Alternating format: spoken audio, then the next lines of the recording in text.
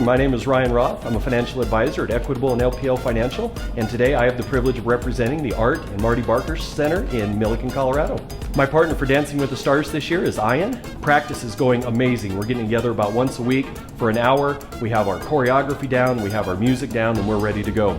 One of my greatest weaknesses is probably dancing, and one of their greatest strengths is dancing, so we're a great team. The strengths that I'm bringing is my bubbly personality. You're going to see that come out during our dance routine. We've picked a phenomenal 1970s / Napoleon Dynamite disco fever type theme, so you'll want to see that for sure on July 20th.